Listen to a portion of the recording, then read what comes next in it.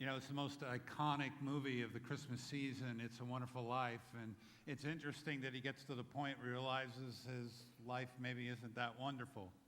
And we see George Bailey here suddenly feeling alone, detached, removed from the community. He felt like he has let people down. He's prayed, where's God? Where's the answer? Where's the support that he needs? But the idea of Christmas and loneliness has always been sort of connected in some way, and maybe it has something to do with the presents that are given, the Christmas cheer, families, that make people suddenly feel more alone than they had all year round. And so we know that this is a difficulty when it comes to the Christmas season. We feel that we've let other people down, or maybe they've let us down, or maybe we feel that God has let us down. And so Christmas sometimes is associated with loneliness. But we know that it's not just the Christmas time, because all year round we hear different things, especially songs. And it seems that songwriters like to talk about loneliness and how alone they feel, kind of like this song. Let's listen to this one. This one right here. This one that's coming up. I'm feeling very alone right now on stage. Talk about God in His mercy. If He really does exist, why did He desert me in my hour of need? I truly am indeed alone again. Naturally. Boy, that alone again, right? Naturally, of course. I'm always alone, right? That's what he's trying to say. What about this song?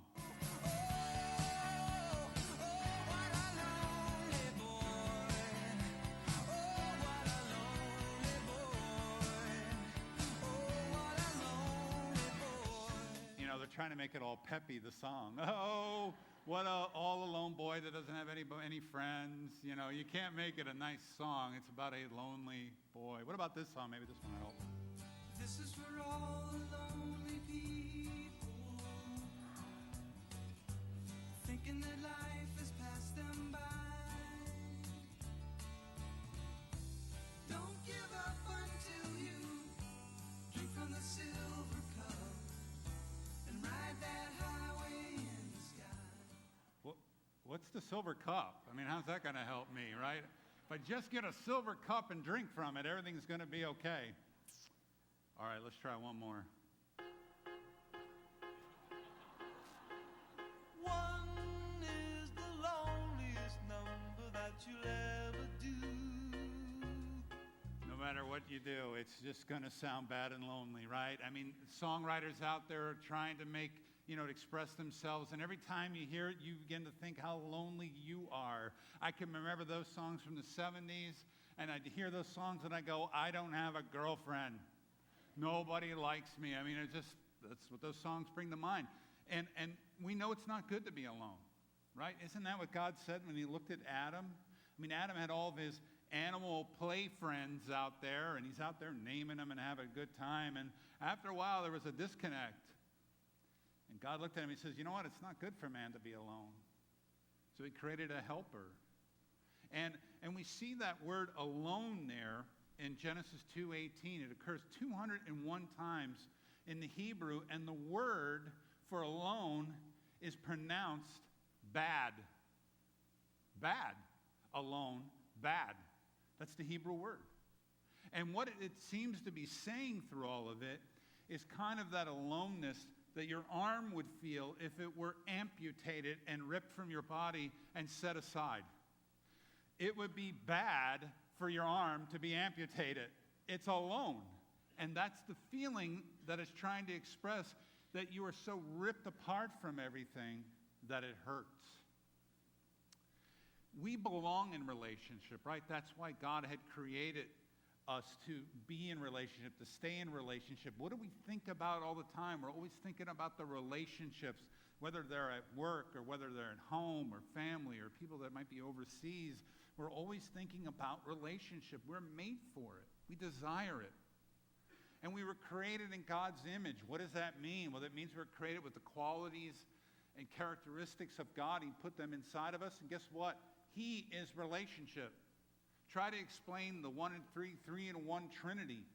It's all about relationship. God is in a relationship with himself, and oneness is expressed in the Trinity. And so he's saying to us, I created you for that so that you would be one with other people. So when we start to feel alone, we feel really disconnected. And what happens during those times is that loneliness causes us to question. We begin to question when we see other people that are alone. How many of you have the old man who lives in the neighborhood all by himself and he never comes out of the house? How many of you got one of those? Right? I got one. Right? All kinds of stories begin, to create. And we're sort of wondering, wonder what happened to him, huh? The movie Home Alone, right? Home Alone, the Macaulay Culkin character, he's got old man Marley that lives just, down the street, next door, whatever. What does he start to think? He begins to think, this is the rumor, old man Marley had killed his family. That's what happens when you're alone. People start to create stories. But what happens in the movie is he goes over and starts talking to old man Marley, finds out he's a nice guy. He's just alone. And then he reunites with his family at the end, and everything is all happy. But that's what happened. We start to create stories about other people. We then begin to create stories about ourselves. We begin to ask about ourselves. If we're alone, what's wrong with us? We begin to question ourselves. Is there something wrong with me? And that becomes a problem also. In addition, loneliness makes us doubt God. We begin to doubt and wonder, why would he do this to us? Why won't he send anyone to my life? I feel like George Bailey making that prayer. Where's the answer? Well, loneliness gets to us because during those times that we're alone, we listen to the lies.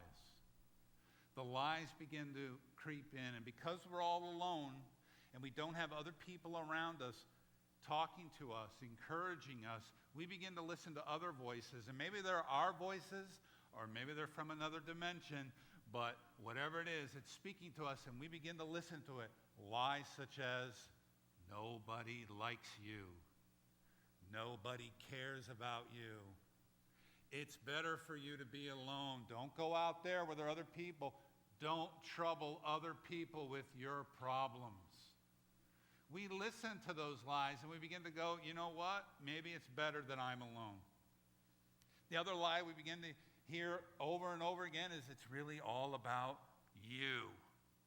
And we find that when it's all about me, that I don't need anybody else, and I begin to alienate myself from others.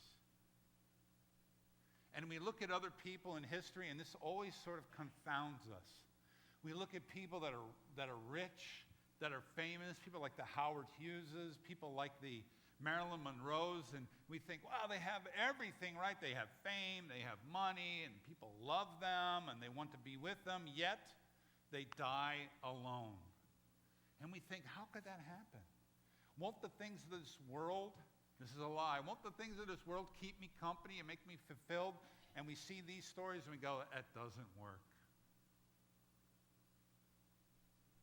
So what causes our loneliness? If we look at some of the causes, maybe we can figure out a way to help overcome them during the seasons. The first thing that causes it is others. Others cause our loneliness. Other people will cause our loneliness. We see this in the Bible. Right, here's Abraham and Sarah. And even though they're together, they feel very alone. They don't have a child. They're in their 70s, they're in their 80s, they're in their 90s, and they're going, we're supposed to have a child. God, we prayed. Where's the answer? And so Sarah has a great idea. Why don't you take my handmaiden Hagar and have a child through her?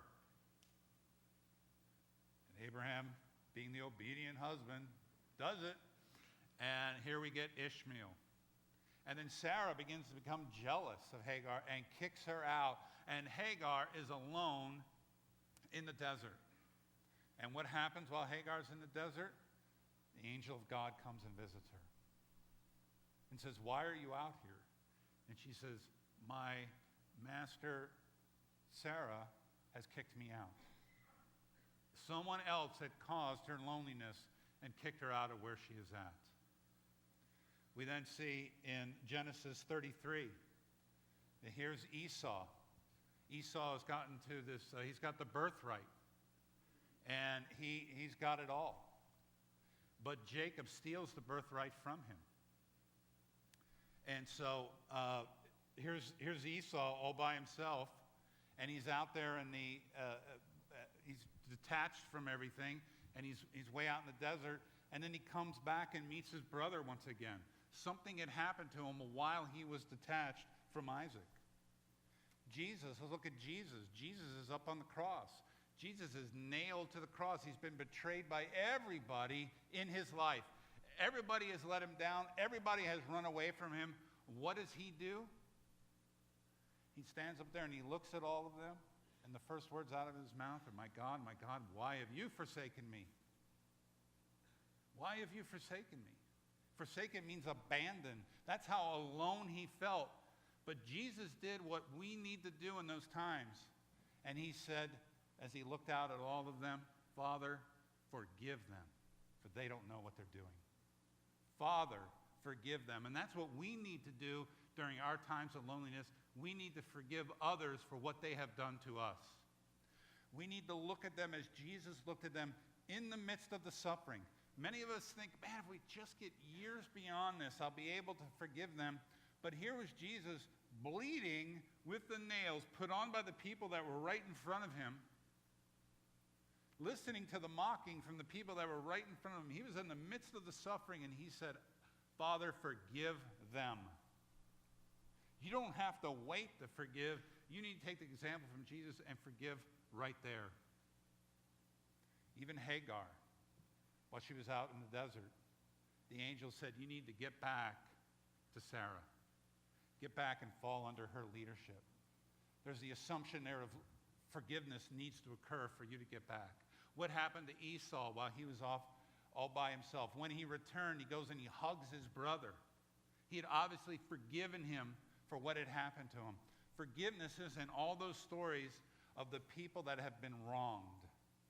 And we need to do the same thing. If other people have hurt us, we need to forgive.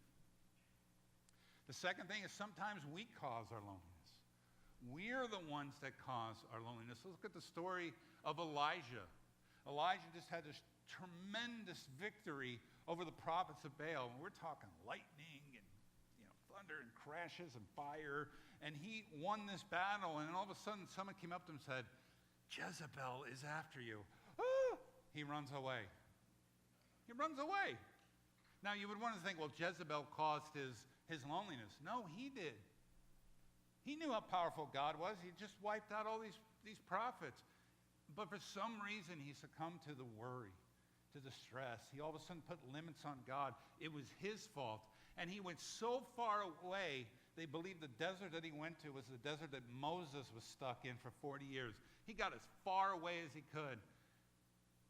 And he listened to the lies that were going on inside of him, the worry and those sort of things. We see King Saul. King Saul.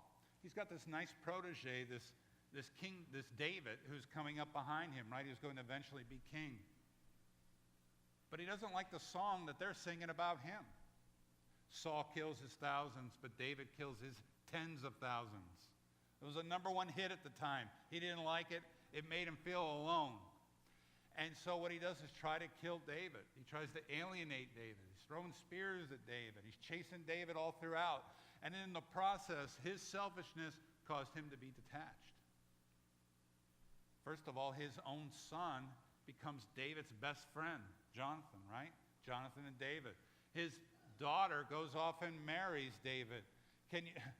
How alone is this? Whose fault was it? It was his selfishness that caused it. And we see this in many people, right? You get around them, right? And they become these kind of self-indulgent leeches, right? And it just becomes all about them, and they're talking about themselves and all the things that are hurting them, and they're going on. And you're standing there and you're going, 10 minutes is going by, 15 minutes is going by. This is not a relationship because it's all about you. Talk to the podium, and I'm going to be over here, and they're just going on and on about their issues. And you alienate people that way. People don't want to be around selfish people. In addition, you see Judas. Judas caused his own separation. He betrays Jesus, right? Even Jesus, when he saw him at the table there for the Last Supper, just said to him, why don't you go off and go do what it is you need to do? Basically, get out of here, get going, right? So he's being alienated right now by Jesus. But it was his own betrayal, Judas' own betrayal, that's moved him away from everybody else at that table. And then when he realizes what his betrayal had done, he felt so bad he goes and hangs himself. And now this is the ultimate of alienation. They won't even go near his dead body. It says that he hung there for days and nobody even got near it. It appears that the rope had rotted and he fell and his whole insides broke open, that he was deteriorating and nobody wanted to get near him. That's bad. When nobody wants to get near even your dead body to put it away or to put it in a tomb or something, he was alone in his life and in his death. And our behavior, we sometimes have to say, you know what? We repel people. We got to be honest about this. We got to look at ourselves. When Paul is talking about our faith and the sort of aura that we give off to other people, he's saying, are you an odor or an aroma? Right? You know people that have an odor about them, right? It either comes from their breath or it comes from, other places on them, and you just start backing up from them. You're like, hey, yeah, oh, it's great to see you. Backing up. I can't stand to be around you. But people that smell great, nice aroma, oh, yeah, where'd you get that fragrance, right? You get drawn to them. But sometimes our personalities and our selfishness and our worry and all those other sort of things just push people away. Well, what do we need to do at a time like that? We have to repent. We have to repent. We have to say, you know what? I am sorry, God, for the way I have treated other people. I have used them. I'm only thinking about myself. I'm hurting other people in the process. I have got to stop doing this. So we need to repent. The other area is sometimes the season causes our loneliness. Sometimes the season causes our loneliness. So if we look at Ecclesiastes 3, and it talks about a time for this, a time for that, a time, right? It's another good song, right? All these different times that are going on. And we just have to sometimes say, it's just a momentary time, like Joseph. When Joseph was in the jail, right? Obviously, people had put him there, Potiphar's wife and others, and Potiphar, so there were people that had caused it, but when he was talking later, he really realized that he was just in there for a period because that's what God wanted. That all these other people were just being used by it, but he was there in order to be at the right place so that he could rise up the ladder. It was just for a season, really. When you look at Moses out in the desert, he had to deal with all this hardship and everything, but it was just for a certain amount of time. It wasn't necessarily anyone's fault. They had a lot of things that were against them at the time. The weather, the location, and everything. It was just a season. Look at Mary at the Christmas season, right? We look at Mary and we think of Mary and Joseph getting on the donkey and having to go off. You think how lonely they felt? First of all, she was ostracized from her community. They're going, she's not married, right? And so when the tax season came up and it was time for them to get away, it was good. It was like, let's get out of here, But here they are, lonely couple. Everyone else is passing them, because here's the pregnant lady moving slowly. Everyone else is passing them, getting to the town. They arrive in the town. Everything is filled, because it was the season to be filing for your census and all that sort of stuff. And it was so bad that someone says, hey, why don't you stay in what would be the equivalent of our garage? Okay, imagine your family showing up this week, and you go, oh, we're so glad you're here. We have a nice place for you in the garage, right next to the Acura. They're going to go, which was their equivalent of the oxen, right? And so they're thinking, what? Why would you put us out in the garage? That's how they felt. They had been lonely. But guess what? It was just a season, right? It was just the time. Things just didn't work out. And what's going on today? Well, we got economic things and political crises, and we have all sorts of things that are going on that are causing people to change the way they live. And so there's a detachment that occurs at times. What do we have to do during those seasons? The Bible makes it clear, endure. Just endure. Just get by it, right? Just know that there's some sort of end to it, that God just wants you to have the faith that you need to get through that tough time. It's not necessarily anyone's fault. It may not necessarily be your own fault, and just say, I just got to get through it. God, give me the strength to endure. So we've looked at some of the reasons now. What do we need to do when we're alone? There's got to be something that we can do, because obviously sitting around and listening to the lies doesn't help us. What we need to do, first of all, is find the truth. Find truth. Don't listen to lies. Find the truth. You know, Jesus took off right after that magnificent baptism that had occurred. He took off before his ministry began, and he went out into the desert to be alone. He saw something good about loneliness. And while he was out there, what does he do? He connects with God. He's praying to God. He's fasting with God. He's saying, I got this tremendous opportunity for 40 days to be away from everybody else. I'm going to use it to connect to the ultimate truth, and that being God himself. And many of us, when we're alone, we maybe it's because of a season or something else, we squander the opportunity to connect with God during that time, because we're sitting around worrying, oh, what did I do? And I'm so bad, and nobody likes me, and we're doing all that. It's like, no, don't turn it around. Start to connect with God. Find truth. You look at areas like Matthew 5, and you're reading about Matthew 5, and what does God want to do for those of us that are struggling and hurting? Well, it says in there he wants to provide for you. And he'll give you shelter, he'll give you clothes, he'll give you all the things you need. And then you see in Matthew 5:33, he says this, here's an action step. Seek first his kingdom and his righteousness. Seek his kingdom. Go find out where God's doing something. Right? Seek his righteousness. Get yourself right. God's sitting around counting the hairs on your head. I don't know if that gives you comfort or not, but it's at least telling me something like this, that God's paying attention to even the most mundane things about my life. Things I don't even think about, the hair on my head. He's sitting there going, 1, 2, 3, 4, 5. You're not alone. That's the truth you discover during your times of loneliness. The next thing is find community. Many times when people get alone, guess what they want to do? They want to get away from the community. Or they go somewhere and lock themselves up and pull the sashes on the window, at the door, and they sit there and they're saying, how come nobody cares for me? And they put the songs on. Look at all the lonely people. And they're sitting there going, where is everybody? You know, we expect the community to come looking for us during those times that we're lonely. That doesn't work that way all the time. We have to go to the community. It's like somebody that gets their arm amputated and says, I don't want to go to the hospital and bother anyone. I don't want to trouble them with my amputated arm, you know. I'll get some gaffer tape and fix it up myself. It's okay. You know, and that's not the answer. Why is it that when people are alone and they're hurt and they're stressed, they don't want to come to church? It's a hospital. We're all lonely people. We're all hurting people, right? If another person comes in that's lonely and hurting, we're like, hey, welcome to the club, right? There's nobody perfect here that can say to anybody else walk on the street, well, you don't have your act together because I got my whole act together. What a lie that would be. This is the place you need to be.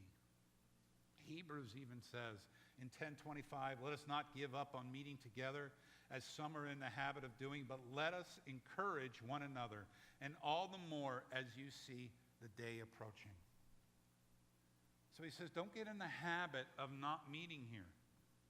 And if you do, there's going to be a time where you need that community, and they're not going to be there for you because you're going to be away, because your habit is taking you away. Now, it also says what we as the community need to be doing when somebody comes in that's hurting, that's feeling detached and lonely. What we need to do is encourage them. That's what it says the body is supposed to do. So someone comes in and you say, oh, I'm so sorry. Oh, tell me about it. Oh, let me pray for you. Whatever it is you need to do, take them out to lunch. Help the lonely people body when they come in. And it says here, all the more as you see the day approaching. Now, it seems in that passage they're talking about the day, right? The day, the last day. But we all have our crisis moments that we need to be preparing ourselves for. And Hebrews 10 is kind of saying to you, get ready, get in community, get encouraged, because there's something coming. There's something coming in your life, and you got to be ready for it. Because you're going to feel alone if you're not in the community.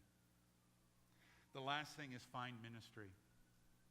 Find ministry is helping others, we see, is the best cure for loneliness. I love what Clarence did in the movie clip. Here is George Bailey going, my life, and I'm terrible, and what's the use? And he's about to kill himself, but then Clarence falls in, and all of a sudden it shifts to saving somebody else. And for a moment there, just completely forgot what it was that was troubling him and went in and dove in to save another person. We see Jesus doing this at the Last Supper. I mean, Jesus, the Last Supper, shows up, man, he could have gone on and on about how bad his day was going to be. Oh, they're going to torture me. They're going to put nails in me. And it's going to be a terrible night. Crown of thorn. He could have gone on and on and on and on. And what's the first thing he does? He washes their feet. He begins to serve them. The first thing he does is serving them. And he says, you know what? I haven't come into this world to be served. I have come to serve. The focus wasn't all on him. It was on his service to other people. And that's what happens. When we become lonely, we become myopic, right? All of a sudden, the whole world just kind of comes down to one little pinpoint, and it's us. And that's all we see. We see our problems. We see our issues. And when we find ministry, we get out there in the world, and all of a sudden it begins to open up a little bit. And all of a sudden we're helping an orphan. And all of a sudden we're feeding a homeless person. Or we're at a shelter where their women have been abused and detached from their families. And as we look at it, we begin to go, you know what? My life's not so bad. You know what? There are other hurting people in this world. And we begin to see and widen our view and get out of the myopic way that we see our own lives. Ministry is the best way. If you look on the inside of your bulletin, we have a list here. I mean, look at all these small groups that are serving. The list is getting bigger. The list is growing so much we're getting confused with the people that are on there, and we have to keep updating it. And there was one other group that's going to be on here, McCrae. The McCrae group goes to the Madison House on Wednesdays. The Madison House is a place, is right over here, Dr. Phillips Convalescent Center, right? People, the aging people, the elderly. And they go in there on Wednesdays, and you know how much joy they get, right? They get so much joy to hear this man sing and Al Eskin preach. And now all of these people are showing up with their kids and just hanging out with them. And it's just so comforting to them. You can't leave there and go, boy, my problems are much bigger than theirs. You can't do it. It's impossible. And so we have to find ministry and find places. You can also see on here, you know, we got Thanksgiving coming up, and maybe some of you are just sort of zeroing in. You can widen your view on the problems of the world by doing this Food for Families right here. Bread of Life Fellowship with Publix, right? We've done this before at the church. You go and you fill boxes of food, and on Wednesday night before Thanksgiving, people are loading all these boxes, churches, volunteers, all kinds of people. And then Thursday, go and deliver them to the families that are needy. You're not going to be able to walk away from that situation thinking that you are very lonely, and you see the loneliness of other people. So we need to find truth, find community, and find ministry. And we're going to be able to overcome these feelings of loneliness.